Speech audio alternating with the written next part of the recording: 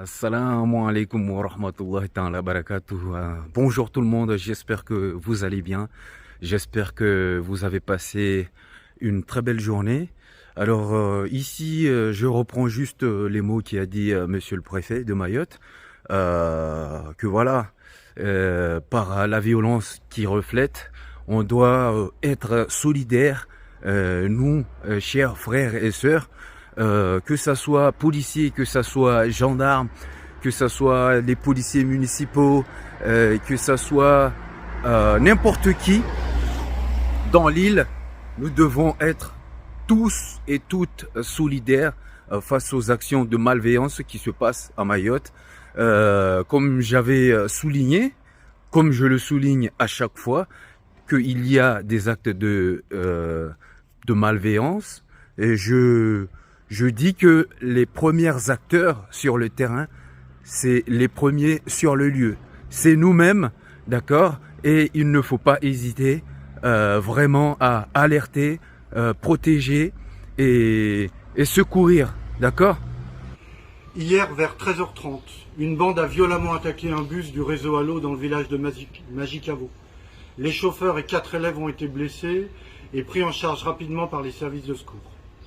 Conformément à ces engagements, l'État a renforcé à Mayotte la présence des forces de sécurité intérieure sur l'ensemble du territoire, mais en particulier dans les zones les plus exposées à la violence.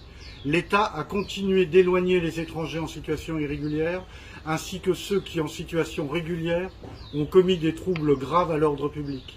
L'État a accentué sa politique de démolition des habitats insalubres et illégaux. Cette mobilisation sans faille est en train de porter ses fruits. Face à cette action, les bandes délinquantes réagissent avec encore plus de violence. L'État n'entend ni céder ni reculer. Il maintiendra sa pression en renforçant la présence des policiers et des gendarmes sur le terrain, en poursuivant la lutte contre l'immigration clandestine et les éloignements, en accélérant les décasages.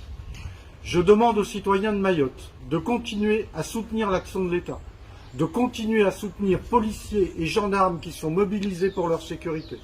Je vous appelle à vous investir dans la prévention, à accompagner les enfants, à renforcer votre investissement dans le tissu associatif sur le terrain. Nous devons collectivement nous mobiliser aujourd'hui pour mieux vivre dans le calme demain.